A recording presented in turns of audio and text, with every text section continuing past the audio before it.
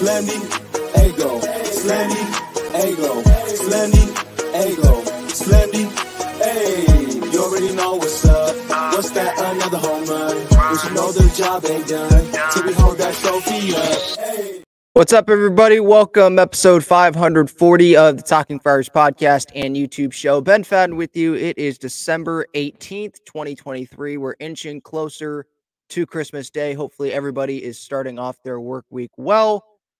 Because we're approaching Christmas, I want to go through a Padres Christmas wish list, or at least my Padres Christmas wish list. Which players do I want? What positions do I want the Padres to be shoring up here? Not going to happen all before Christmas. I don't know how much is going to happen before Christmas, but before spring training, what do I want done here with this Padres team? Obviously, there have been some trades already. Like, we can go over that here first. Just recap quickly what's happened this offseason and then what I want to happen. And of course, give your thoughts in the comments on YouTube, on social media, at Talking Friars on Twitter and Instagram. What do you want this Padres front office to be doing this offseason before Christmas, after Christmas, before spring training? What do you want them to accomplish? First off, before I get to my list, so just kind of recapping what has happened so far. Obviously, Mike Shildt was hired as the manager after Bob Melvin leaves to the San Francisco Giants. The Padres, they trade Scott Barlow to the Cleveland Guardians. They get back Angel De Los Santos, and they save money there. They trade Juan Soto and Trent Grisham to the New York Yankees. They get back some arms, Johnny Brito, Randy Vasquez. They get back Michael King, Jude Thorpe, Kyle Higashioka, and they save a bunch of money there. And then they trade over the weekend, or Friday, I guess, right? They trade Matt Carpenter and Ray Kerr in a salary dump to the Atlanta Braves and get back an outfield prospect. So what the Padres have done this offseason is really free up some room. And now the question is, are they going to go spend that money? Now, I think we need to expect them not to go spend the money on superstars. The superstars are already here. Like, I see that sometimes on social media, like, oh, no more superstars. Don't go expect any more superstars. Yeah, okay. But I feel like it's those comments are, oh, man, we're broke. Where I don't see it that way. They're still, if they spend this money and $200 million, let's say, or, Dennis Lin wrote in The Athletic that a little less or a little more than less than $200 million is where the Padres might be because of the CBT number, right? Let's say they're around 180. That's still one of the better payrolls in Major League Baseball. There could be way worse situations. And as Padres fans, I think we're used to having a much lower payroll than the bigger teams in baseball, right? And guess what? Bringing in a bunch of superstars that can win you an offseason, that does not win you the World Series. That does not guarantee you a World Series win. That doesn't guarantee you a spot in the World Series. So let's just keep that in mind. The superstars are already here. What this offseason is about was creating more flexibility and now getting those important pieces around the superstars. And the superstars need to play better in 2024 if the Padres want to get to where they want to be. And Jeff Passan put out this tweet, I believe it was last night, just going through how much money every team in Major League Baseball has spent this winter. The Dodgers are obviously on top at $717 million, mostly because of the Shohei Ohtani contract. Then there's the Phillies, D-backs, Giants, Royals, Cardinals, Reds, Tigers, Braves, Rangers, Mets, White Sox, Orioles, Astros, Brewers, Angels, Guardians, Nationals, Pirates, A's. Yeah, still haven't said Padres yet. Rays, Red Sox, Blue Jays, Cubs, Mariners, Marlins, Rockies, Twins, Yankees, and Padres. $0 the Padres have spent in free agency. Guess what? Free agency is not the only way to build a roster. AJ Preller has pulled off some good trades in the past, some bad ones as well, but he has put together some good rosters in the past, and a lot of it was because of trades that he has made. So he can still make trades here. There's still plenty of time before spring training. We still got a couple of months before spring training where AJ can construct this roster. Sure, you want your GM to go spend money and make free agent signings. Because free agent signing, those are easier to talk about because we know who is available on the free agent market. With trades, we know some of the guys that are available. We don't know all of the guys that are available, right? So I think that some people, we tend to gravitate towards, oh, this free agent's available, this free agent's available. But there's other ways that you can build a roster. So right now, I'm at the spot where it's like, all right, just relax. Sure, maybe it's not the best thing to put your full faith in AJ Preller just because he hasn't consistently gotten this team into the postseason. And if you're that fan, I totally understand that. But we don't have a choice. AJ Preller, he's the guy. He's running the show. I understand where this Padres team is going this offseason. It's pretty clear where they're trying to go here. So I think we just have to trust in that plan that they have. And, AJ even said it. Like it seems like they're waiting till January. Maybe they'll get some good deals then, some good buys. And then I think trades are going to be happening. More trades than the Padres have already done. They've already done a few. I think that there's going to be at least another one. Just because that's probably the best way to go about building this roster and make it as complete as you possibly can. Again, considering the circumstances that they're in. So let's go through my wish list. Fangraphs, the CBT number, the competitive balance tax threshold is 237. I think that's the first threshold. The Padres are at a little over $205.2 million. So they have around $31.7 million of room to work with before they get to, I believe, that 237 number. And they want to be under the 237 number. Dennis Lin, he wrote in The Athletic over the weekend that the Padres, they were pursuing Jung-Hoo Lee. According to people briefed on the club's thinking, the Padres might be inclined to open next season with a payroll that is more than a little lower than $200 million, a number that has been widely reported as a rough target. They would prefer to stay under Major League Baseball's $237 million luxury tax threshold in 2024. Fangraphs projections have the Padres carrying a $152 million payroll and a luxury tax figure of $205 million, which is determined using the AAV of each rostered player's contract. COTS contracts, they have the CBT number, though, at 199, the luxury tax figure for the Padres. So some sites say they have more room. Some say they don't have as much room. So who really knows? But without further ado, here is my wish list. So I'm not spending like 40 or $50 million on free agents or whatever in my wish list here, because I'm not thinking that's how much the Padres have. I'm thinking more in the AAV, because that's what goes towards the luxury tax. And not all of these are player acquisitions. As you will see here, the first item here on my wish list, fill out the coaching staff. Who's going to be the third base coach? Who is going to be the bench coach? Who is going to be the hitting coach? Ryan Flaherty obviously left, and went to the Chicago Cubs to be under Craig Counsell, who made the move, obviously, which was really surprising when that happened, because David Ross was the manager of the Cubs at that time. Craig Counsell going from the Brewers to the Cubs, and then Pat Murphy, former Padres coach, he gets to be the manager of the Brewers. So Flaherty's gone. Matt Williams, Ryan Christensen, they followed Baumel, obviously, to the San Francisco Giants, which should not have surprised anyone because they were with Baumel in Oakland as well. They're just his guys. They weren't going to stay in San Diego. So third base coach, who is that going to be? I mean, Phil Nevin, he has prior third base coach experience. I don't think Glenn Hoffman's going to come out of retirement. I think he's doing well. I don't know. I don't know who that guy would be. Phil Nevin as a bench coach. I mean, he has bench coach experience as well with the Angels when Joe Madden was the manager before Nevin took over when Madden was fired. He took over as the manager of the Angels. There's Benji Gill, obviously, who I believe is a manager in the Mexican Winter League right now. Could be wrong on that, but I think that's where he is.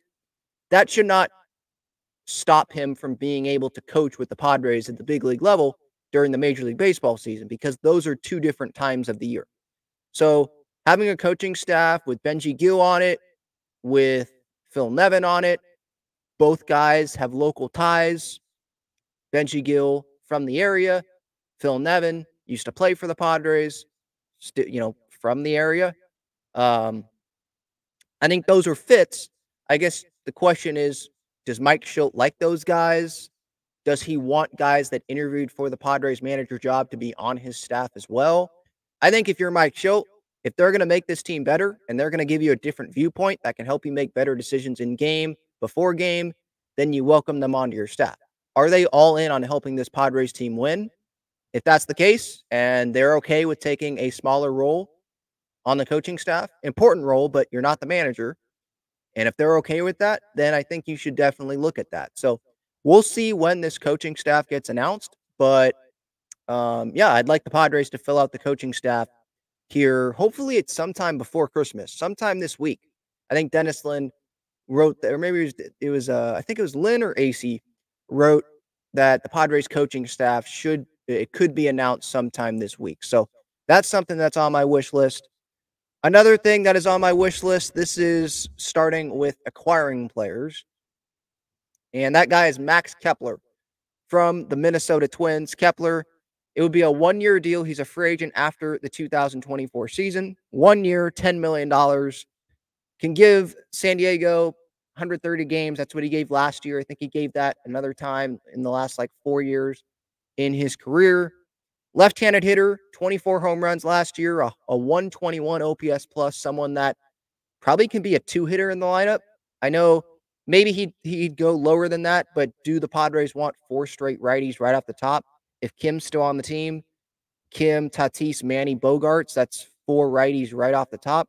You probably want a lefty in there, but do they want Crony to be hitting second or have him lead off? You probably don't want him hitting third or fourth. So that's where it's okay, maybe we should go acquire a real first base power left-handed bat that we can stick there. Or maybe Mike Schultz hey, I don't really care. I'm just going to go with the best guys at the top. But Kepler, it's a lefty bat, someone that can play, I believe, all 3 outfield positions. He mainly plays right field, but I'm sure he'd be able to play left field. Soto, who's not as good defensively as Kepler, he moved from right to left, and I'm not going to say he was great, but I think it made him a little bit more valuable defensively, him being in left field than being in right field. Kepler, he can play center field as well. So maybe the Padres don't want to bring in Harrison Bader. I think Spot Track had his market value at $15 million on a 1-year deal. And I'm like, what the heck? Or at least 15 mil per year is what Spot Track put. And I'm like, I'm not paying Harrison Bader $15 million a year to be hitting at the bottom of my lineup. Sorry, I'm not doing that. And that's another righty. So maybe Kepler, if the Padres acquire him, he would go and play center field, not left. I think Tatis, you stick him in right. You keep him in right. He just won a platinum glove in right field. I think that's just the smartest thing to do. And, just leave him there. He's comfortable there. And so it's really about left field and center field. Kepler, I would probably stick him in left and bring in Kevin Kiermaier. That's someone else that's on my wish list. If it's 1 year, $7 million, I don't think that's too much. I know he's not going to bring you much offensively, but it is another left-handed bat. And yes, it's pretty much Trent Grisham, but just a little bit more expensive. Both guys aren't great offensively. Grisham probably has more power potential. Probably going to hit some more home runs than Kevin Kiermaier will. But Kiermaier, I think he has a better arm than Grish does. He's really good defensively. He has plenty of years in the big leagues playing center field. I could watch. He's another one of those center fielders that I could watch go play defense all day long. He is just so fun to watch. So spending $17 million combined for 1 year on Kepler and Kiermaier to be left field and center, I don't think that's too bad. Both guys are lefties. So then you would have Crony, you would have Kepler, Kiermaier, and maybe another guy if he's going to be a DH at some point, or if, let's say, Kim gets traded and Crony's at second, then you have that lefty be at first base, let's say. Then the lineup suddenly becomes more balanced, lefty and righty. If they can't get Kevin Kiermaier, because Jacob Marcy's name, it gets mentioned, right? Because we don't have a center fielder right now. Tatis, keep him in right. Marcy just played well in the Arizona Fall League. I had Jim Callis on the show this past week. If you missed that, go check that out. Podcast platforms and on YouTube. And he is like, no, it's unrealistic to expect Jacob Marcy to be ready to play center field on opening day. That he would be surprised by that. In the Arizona Fall League, it's the worst pitching that he's seen, according to Jim Callis. Worst pitching in the Arizona Fall League that he's seen. So let's take Marcy's performance with a little bit of a grain of salt. Like, let's just realize the circumstances there. He was playing in Arizona in spring training. He wasn't playing in spring training, but he was playing on the spring training fields. And spring training performances sometimes can not be the whole truth, and they can be a little bit deceiving, right? So let's pump the brakes there on Marcy. He's played like 16 games in Double-A. Opening day, I think that's a stretch, but maybe second half of the season. So if they don't want to pay Kevin Kiermaier, if his price gets too much, Michael A. Taylor, let's say he goes back to the Minnesota Twins because they need to have a center fielder because they can't rely on Byron Buxton. It sucks to say. I love watching Buxton play, but they can't rely on him every day. So let's say they're running out of options. They don't want to pay Harrison Bader. What if they bring in Kevin Pillar? I know he's not a lefty. It's a righty. It's not like he's going to bring you anything offensively, but it would be cheaper. It would be a 1-year deal. Someone that can go get it in center field and the outfield. Some might say, well, isn't that just Adam Engel last year? And look how that worked out.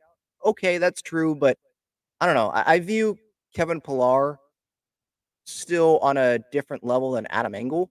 Like, was Adam Engel? Maybe he was. Maybe he was getting everyday playing time with the White Sox. But Kevin Pillar, and maybe I'm living in the past too much. So, like last year, he played. How many games did he play? He played only 81 games for the Braves. Averages 228, OPS 664. Like, it's not going to blow you away. I understand that. That's not why you're acquiring Kevin Pillar. You're acquiring Kevin Pillar for his defense. And if I go to the defense on Baseball Savant, sorry, I'm talking a little bit slower because I'm waiting for the internet to load here. Arm strength is in the red. Sprint speed, it's in the red. Not dark red, but it's in the red. Like that's why you're acquiring Kevin Pillar is the defense. And this is not someone that is going to cost too much. Now, they could go acquire a center fielder. They could make Max Kepler the center fielder. And I think that opens up more options for left field because I think there's more left field options that you could go get on a 1-year deal that you're willing to pay better offensively than the 1-year center fielder options. So maybe that's what they do. I don't know. Is there a center fielder out there? Let me know in the comments if there's a center fielder out there that the Padres could go trade for.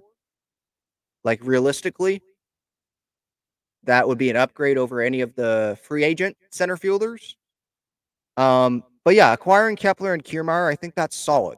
Like, having an outfield of Kepler, Kiermaier, and Tatis, I think that's pretty solid. So, okay, acquire Kepler, sign Kiermaier, fill out the coaching staff. Clear up the first base situation is another thing that I have on my list. Trade Ha-Seong Kim? Is it trading Jake Cronenworth? Clear it up somehow. Going back with the same alignment of Manny, Bogarts, Kim, and Cronenworth. After it didn't work in 2024 or 2023, excuse me. You expect it to work in 2024 to the level of getting to the World Series. I don't think that's the best thing to expect. I think you need more offense, more power out of that first base position. And I don't expect Jake Cronenworth to all of a sudden go hit you 30-plus home runs playing first base. You have Jake Cronenworth long-term. You don't have Ha-Seong Kim long-term. Is Ha-Seong Kim the better player than Jake Cronenworth right now? Yes. Would the Padres rather have Kim long-term than Cronenworth? Yeah, probably. But you've already made that decision, and I see a bunch of people on social media trade Jake Cronenworth, extend Ha-Seong Kim. That's way easier said than done. That is way easier said than done. Who's going to take the Jake Cronenworth contract? I've already discussed this. What are you going to get back in return that you like? So, like, you needed both sides of the equation there. The other team needs to want them. You're probably not going to want to eat too much of that salary, if any of it, right? It would be a dump. And you still probably want good pieces back that can help you now. So, like, how are you going to find that deal? Ha-Seong Kim, you can find that deal. Someone will take 1 year, $7 million only of Ha-Seong Kim, one of the better defensive infielders in all of baseball, one of the more valuable players in the entire National League this past season. They will take 1 year of Ha-Seong Kim, a guy that can play third, short, second, can hit pretty much anywhere in the lineup. They will take that. And what do the Padres need? Pitching.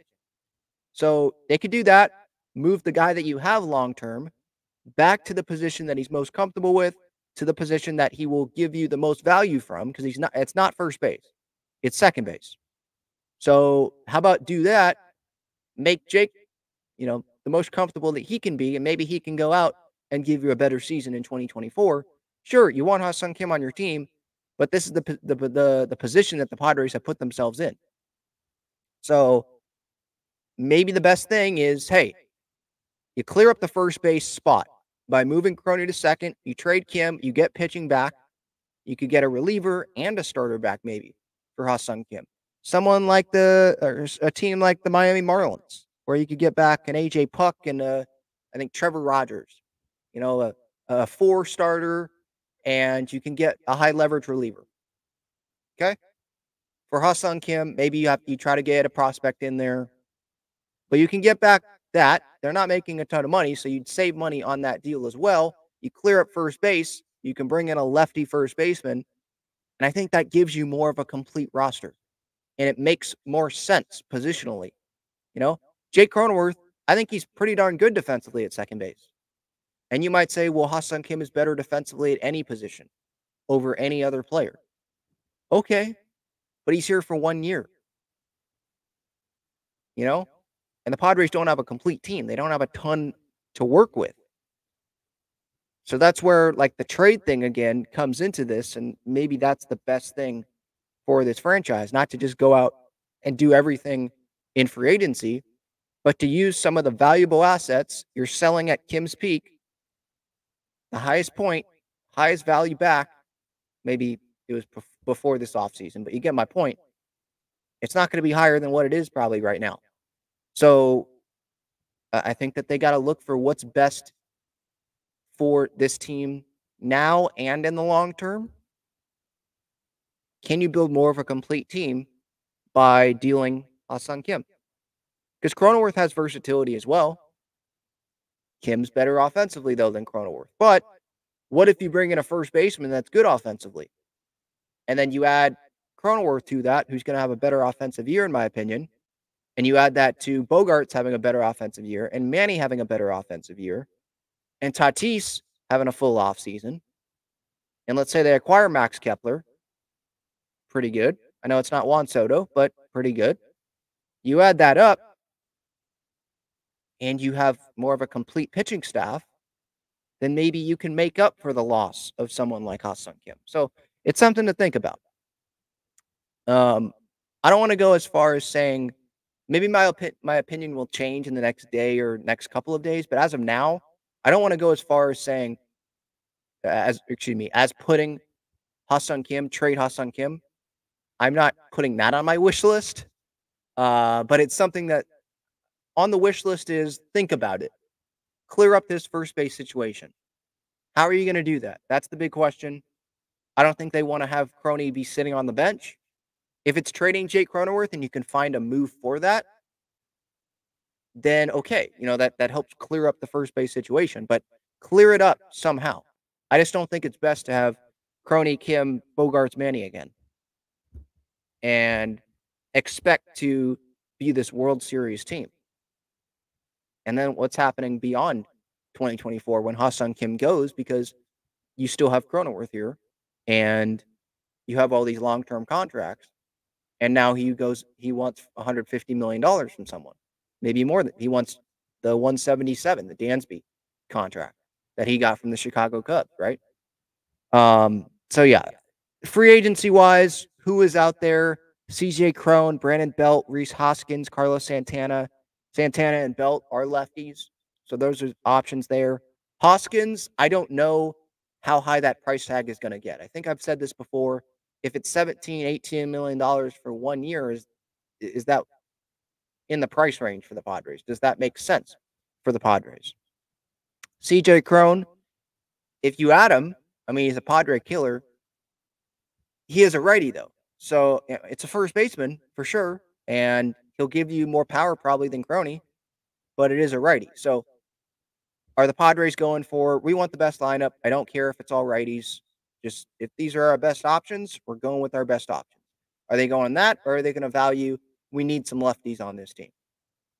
So it's a question, and maybe in a trade, if there is one of Crony or Kim, they can get back pitching, and the pitching will not cost $14 million for 1 year of someone.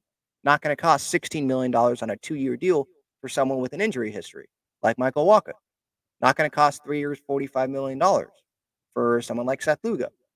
Where Lugo's a good pitcher, I'm just saying, like these free agent prices, look at what Kenta Maeda got, and Jack Flaherty, look what they got.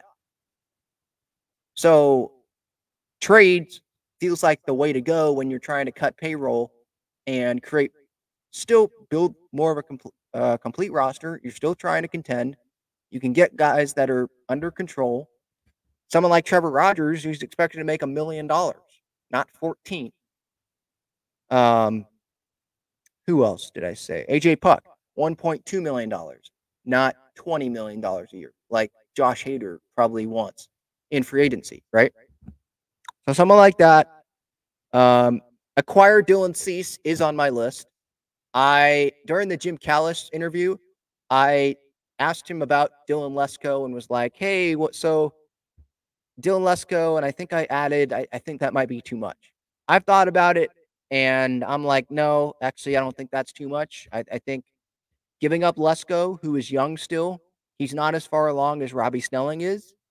He already has had Tommy John. He's years away, and the Padres need to win now. Do you want to win years away? Yeah, you do. But I think that the Padres, they still have talent. Even if they have to deal Lesko, they will still have talent, young pitching talent. And they still have Musgrove and Darvish on these long-term deals to take them for the next, 4 years for Musgrove and 5 years for Darvish. So they'll still have the talent there. I say Lesko, Samuel Zavala, who I think was in single A. I think that's, or advanced A, I should say. Lake Elsinore, I think, is where he was this past year. He's still years away as well. So dealing those two guys, you have Tatis long term, obviously. You have Graham Pauley coming up, who I think he's played a little bit of outfield, but you have Jacob Marcy coming up, right? So if you don't part with Marcy, you part with Zavala. Well, Marcy's closer to the big leagues. Snelling, Iriarte, Mazer, who am I forgetting? Thorpe, Ryan Berger, guys like that, you'd still have them in your system. And you'd get Dylan Cease for 2 years, a guy that can be a frontline starter. And you add that to Musgrove and Darvish and Michael King. Maybe you go make another addition if you trade for a starter. Let's say it's someone like Trevor Rogers. And you can have him battle with Pedro Avila for a 5 spot. You acquire more depth for the pitching staff. That's not going to cost $14 million a year to acquire the depth on the pitching staff, right? So little ways like that. Dylan Cease, he's projected to make, I think, $8.3 million in 2024. So again, that's a better pitcher than some of these guys that are making double that, almost double that. And it's not Cease for 1 year. It's Cease for a couple of years. Now, are you going to extend that guy long term? Probably not. But it's the multiple years of control that I think should be appealing to this Padres team. You look at the ERA last year. Is it great? No. 4.58 ERA, a 1.4 WHIP. Can be better, but he still had over 200 strikeouts, had 177 innings, had over 30 starts. He's going to post. He's going to make starts for you. The last 3 years, 2021, 32 starts. 2022, 32 starts. 2023, 33 starts. The starts are going to be there. He was second in the Cy Young in 2022. Like, it's in there. Ruben Niebla, work with them. That's someone that I want in my rotation. And like I asked Jim Callis the other day, do the Padres have that? Can they deal for Dylan Cease? Can they make that deal? And it's like, yeah, they can make the deal. It's just a question of will they make the deal, right? But yeah, someone like Dylan Cease, I want someone like that in the rotation, especially when you have multiple years of control like that. You have Thorpe that can come up at some point in 2024, and Mazer and Iriarte. All of a sudden, the pitching depth does look pretty good, in my opinion.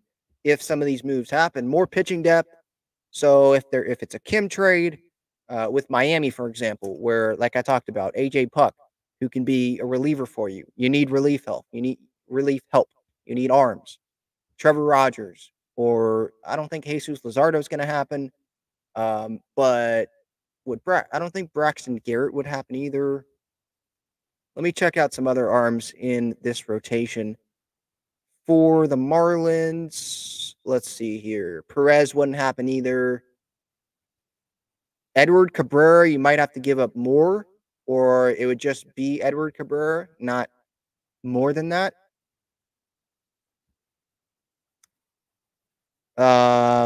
Let's see.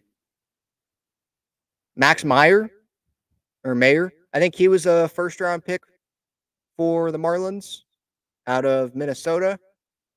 So someone like that, where it's controllable, they're not making a ton of money, and the Marlins have a lot of pitching, so they can do that if they want to. The Marlins, I think they have John Birdie as their shortstop. It says Amaya here, but I saw, I think, on the Marlins roster, yeah, Jacob Amaya is in AAA. He only played 4 games for the Marlins. I think it could be John Birdie there. So, I mean, they could use an upgrade there at shortstop. Luis Ariz, I think they're fine with him at second base, but I don't think he's the best defensive player. Birdie also can play a little bit of third. I think they have Jake Berger there at third base too. So a team like that, and I'm sure I'll talk about more about a Ha-Seong Kim trade here probably later this week. So stay tuned for that.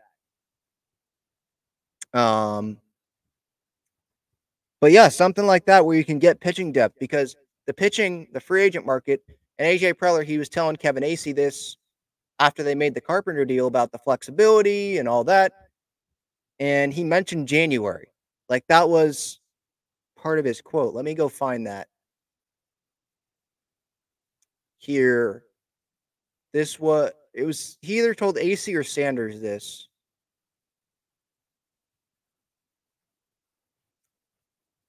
Just having some dollar flexibility. AJ Preller said, obviously, you've got to be able to spend on players, hopefully in the next couple of weeks, whether it's trade or free agency.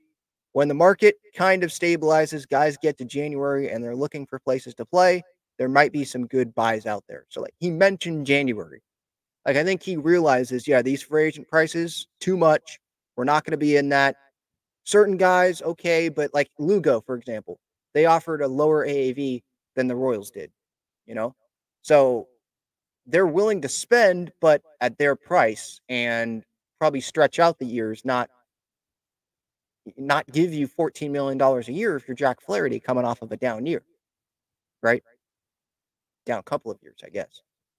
So they're just waiting for these bigger guys to sign, waiting for these markets, maybe waiting for these guys. Oh man, didn't get as much as I thought. It's not pitching, but Jerickson Profar last offseason is someone that I remember, right? Talking, oh, I want the Andrew Benintendi deal. That was Boris, right? To people about Profar. 5 years, 75 mil, I think, is what Jim Bouton projected at one point for Jerickson Profar. And I'm like, you're not getting you're not getting 5 years for $75 million. That's not happening. So where are you gonna go? No team's giving you that. And he ended up getting a 1-year deal with the Colorado Rockies. So is that something that Preller is waiting for with this pitching market? A lot of teams need pitching, and there's still plenty of time in this offseason. And we're going to continue. I have a feeling we're going to continue having names come off the board that the Padres maybe were interested in, or we thought would have been good fits with the Padres, and they go sign elsewhere because the Padres want that price to come down, and they're just not comfortable committing the years or committing the amount of money per year to those guys. And maybe trades is the way that the Padres are going to have to go, because these free agents that get left in January, mid-January or whatever, maybe they're not going to be super impactful or enough in the Padres' eyes to be in the rotation, like Michael King was in the Padres' eyes, right? So yeah, we shall see, but I feel like we're going to be more on the waiting game thing. Alex Wood is out there, Martin Perez, Michael Lorenzen, Julio Teheran, just some other free agent 1-year deal guys. There's obviously like Corey Kluber, James Paxton, Domingo Herman, Frankie Montas, but there's questions there with injuries and age for some of those guys. So we'll see. It's not, don't expect them to bring back Blake Snell. Don't expect them to bring in Josh Hader. Don't expect them to be in Yamamoto or anyone like that. That's just not where they're at right now. And I don't even know if that, I mean, yeah, it wouldn't be the smart thing to go give another person a long-term deal. So yeah, the trades I think is the best spot to go right now. I'll get to my last part of the wish list, but first, so some of these guys that I've talked about here: Dylan Cease, Trevor Rogers, AJ Puck, Max Kepler, Kevin Kiermaier, Martin Perez, Brandon Belt, right? Outfield, pitching, first base, guys like that. I added all those guys up. Their projected salaries: Cease at 8.3, Rogers at 1, Puck 1.2, Kepler at 10, Kiermaier at 7, Martin Perez 10.7. I'm just going off a spot track what their expected value is. Brandon Belt 2.5. Add those up and it gets 40.7. Now, at the beginning, I said 31.7. Around that is how much room the Padres have, CBT wise, according to Fangraphs. But Cott's Contracts has it at a different number. So we don't really know what that number is. If, let's say, I need the number to get down lower than 40.7, maybe you take Martin Perez and instead of signing him, you sign, I don't know if Alex Wood would be cheaper. Maybe that's 1 year, $7 million. Or would Julio Teheran, would that be cheaper? Now, that's someone that you probably have to put in your rotation or at least give him that shot to battle for the 5 spot. You're not going to be able to do what you did last year, right? I think if he's going to sign, I think he wants that rotation spot, or at least that chance in the big leagues at the beginning of the year, like Seth Lugo got with the Padres, because he already did that dance with the Padres, where he came in, battled for a spot, probably should have made the opening day roster, didn't, and then he ended up going to the Milwaukee Brewers and actually pitching in the rotation. And I think for a period of time there, he pitched pretty well for the Brewers. So maybe you have someone cheaper, save a little bit. Maybe it gets the number down to like 36.7. Maybe instead of Kiermaier or Kepler, let's say, maybe it's a Rosarena. Because it was Margot, not a Rosarena, that's going to the Dodgers. And a Rosarena is, I want to say, $7 million is his projected salary. Hang on. I'm going to look this up. Randy contract. Projected salary is like 7. Yeah, 7. So maybe you go Randy instead of Kepler. Okay, that saves you another few mil. So then you're down to more like 33. Maybe you go Pilar over Kiermaier. That saves you a little bit more, and that gets you down to that number. But let's say they have more than the 31.7, because we don't truly know what the number is, let's say, and they can go get some of those guys. But that's just me adding it up. Maybe, and all of these guys aren't going to get exactly those numbers. It's just a rough estimate. But that's 3, 4, 5, 6, 7 players there. And let's say it's the estimated number. Cease, Rogers, Puck, Kepler, Kiermaier, Perez, Belt. Adds up to a little over $40 million. And I think that's, a lot of those would be like 1-year deals. So that would just be the AAV anyways, whatever you get for that 1-year deal. So yeah, I mean, that's kind of my wish list, at least player acquisition wise. The other one, Eric could send it to speak. Maybe it's spring training when he speaks, but I'd like him to speak. Doesn't mean everything. No, I mean, their actions speak louder than their words, spending wise and all that. But Padre fans have never heard this person talk. Never. I've seen like one picture of Eric Kutsenda. The one picture that you look up his name on the internet and you see it. That's on the Seidler Equity Partner website, whatever. That's who you see.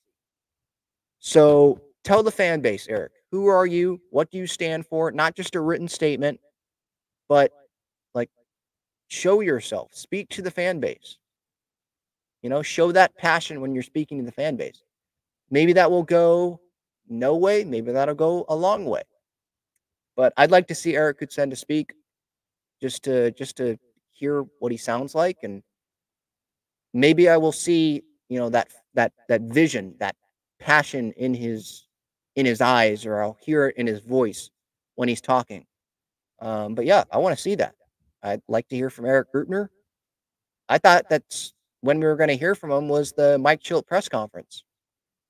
When after Schilt talked, maybe there was going to be a side session with Kutsenda and Grutner. I think Grutner was there. Kutsenda, I don't believe, was there. So is Kutsenda in San Diego?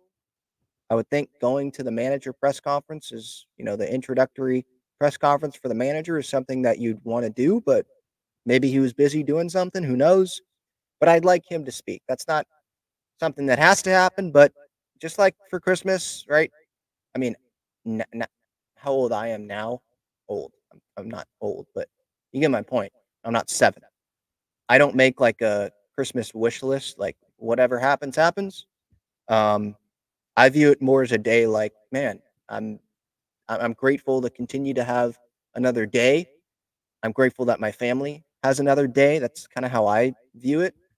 But it's when we were younger, you make a wish list and you're like, I hope I get this. Doesn't mean you're going to get it, but you hope you're going to get it. So that's kind of what's on my wish list here. Fill out the coaching staff, acquire Max Kepler, sign Kevin Kiermaier, clear up the first base situation, acquire Dylan Cease, more pitching depth, Eric Kutsenda to talk. That's my wish list. What's your wish list? Put it in the comments. Thank you so much for watching. This is episode 540, Talking Friars podcast and YouTube show. If you have any ideas, any episodes you want me to do, feel free to hit me up. Put it in the comments if you want to as well, on some episode ideas. I love interacting with fans, and I'll definitely take recommendations for sure.